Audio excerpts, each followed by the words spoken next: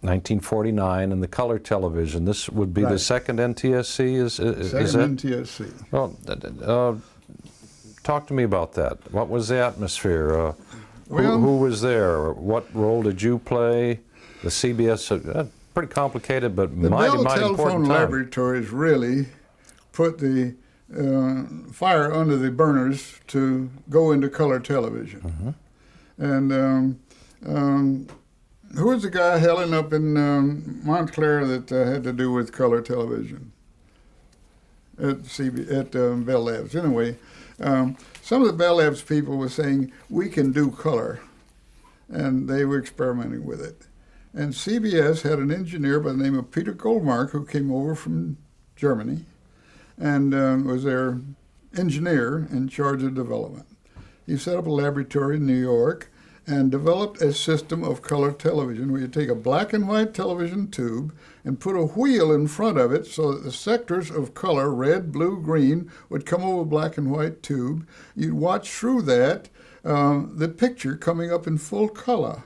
Now, I must admit, and I would tell Peter that myself, I wish he was still here. He was killed in an automobile accident. I knew Peter very well and a good friend of his.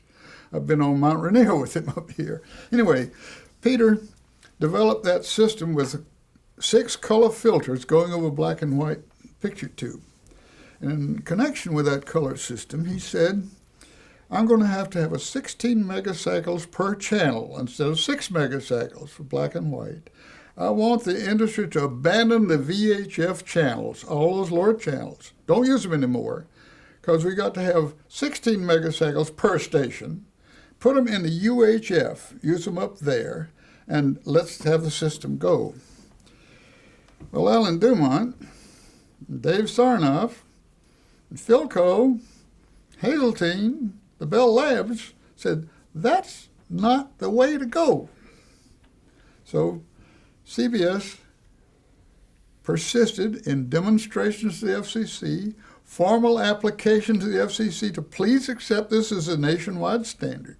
So a series of hearings were given, a lot of experimental field tests were made by the NTSC, the second one, which Donald Fink was chairman at that time, because WRGB is the call letters of the GE station, represents WRG Baker. He was president of the first NTSC, but he died in between. So Don Fink, who died just recently, was chairman of the second NTSC in color. So we participated in a lot of field experiments and finally came up with a system of compatible television where you can still say the 6 megacycle channel works. It can be in color, and a black and white customer can see it in black and white. If in color, new sets can produce it in color, and the compatibility is there. Same number scanning lines, same bandwidth, and same assignments all over the country. This had to do with the VHF channels because Alan Dumont said, you can't take millions of Dumont customers who have black and white sets and put them out of business because they won't even tune to those new channels. Peter said, for $25, I can fix that. I'll put you can buy a little color wheel and put this adapter in there and make those black and white sets see it for color. Well, I pulled him once better. We took down to the demonstrations in the Department of Commerce auditorium in Washington, one of the sets, the big 20-inch set that's in the pictures over there, with a 4-foot color wheel in front of it, and demonstrated it for the FCC to show Peter how absurd it was to take the higher quality, because Dumont by that time was building these wonderful wooden cabinets, nice pieces of furniture television. They look nice in the living room. But when you bring this 4-foot color wheel on a 3-wheel dolly up on front of it, it upset Mrs. Cotrock, you know.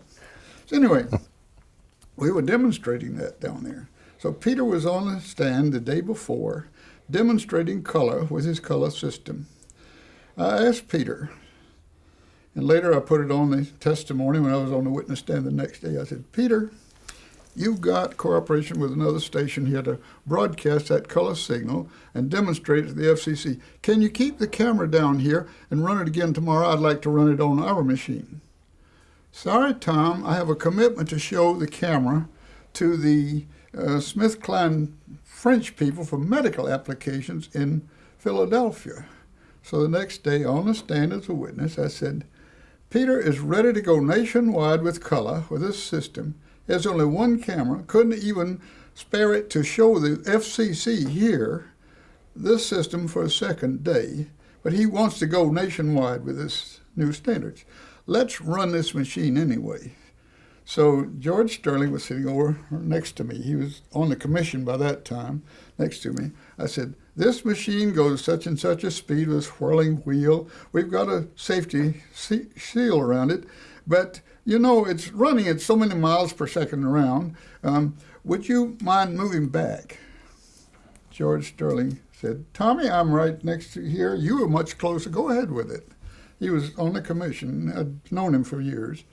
Anyway, so the chairman of the FCC said, Tom Goldsmith, your horseplay is about over. I suggest we not run that machine and give it any possible hazard to it. I said, I'll run it later during a recess. Later on, I showed it in operation with full color back at the laboratory in New Jersey. The Bell Labs engineers went. Well, the upshot is that the FCC finally adopted the color standards for compatible television using frequency modulation for the sound and subcarrier phase modulation for the color and amplitude modulation for the brightness part of the picture. And those standards were adopted in 1952, 53, something like that.